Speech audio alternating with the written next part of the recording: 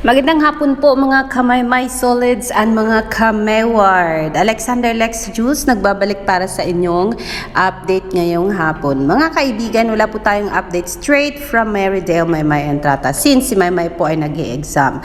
Pero pasalamat tayo mga kameward, mga kamay solids na meron pong i-share sa atin si Mama Lorna. Si Mama Lorna po ay nag-share ng napakagandang video na kung saan i-feature niya ang kanyang nag-iisa at pinakamamahal na anak na babae. Ang sabi ni Mama Lorna sa kanyang upload, ang sabi niya, she is making a little bit of video through Reels. Sabi niya, featuring Maymay sa mga photos nito, and ang kanta po ay Just the Way You Are. Ang sabi ni Mama Lorna, blooming, stay as sweet as you are, siguro ito, as lovable, as lovely as you are. Love you, my princess. Ayan po ang sabi ni Mami Lorna sa kanyang Instagram. Tapos po ang sabi ng kanyang dalaga, kasi nag-post itong si Mama Lorna, nagpatato ito ng kilay. Tato yan, di ba? Ang sabi ng anak niya, agoy na ni siguro manliligaw ay.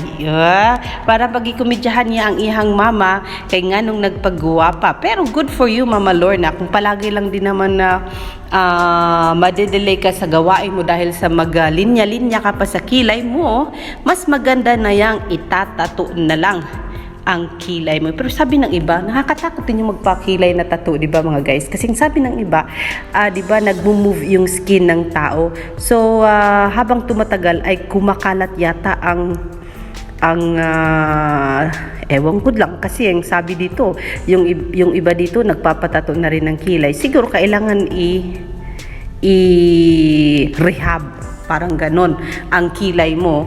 Pagdating ng panahon na ito ay kakalat na sa forehead mo. But yes, mga kamayward, yan ang ating munting update.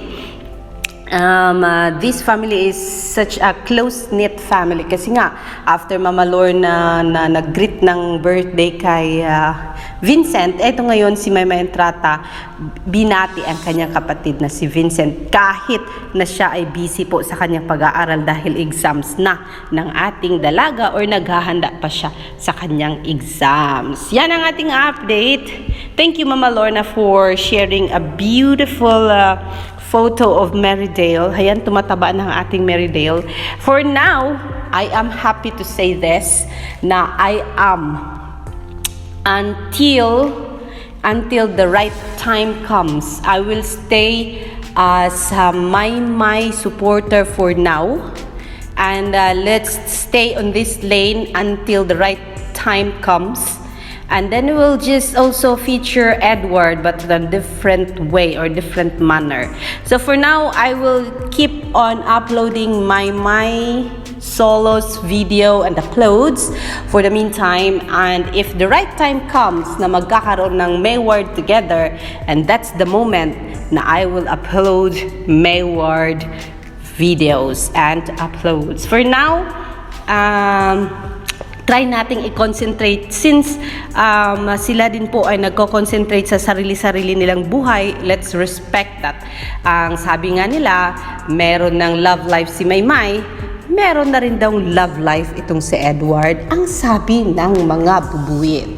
And I am happy that at this very moment na happy sila kapwa sa bawat landas na kanilang tinatahak.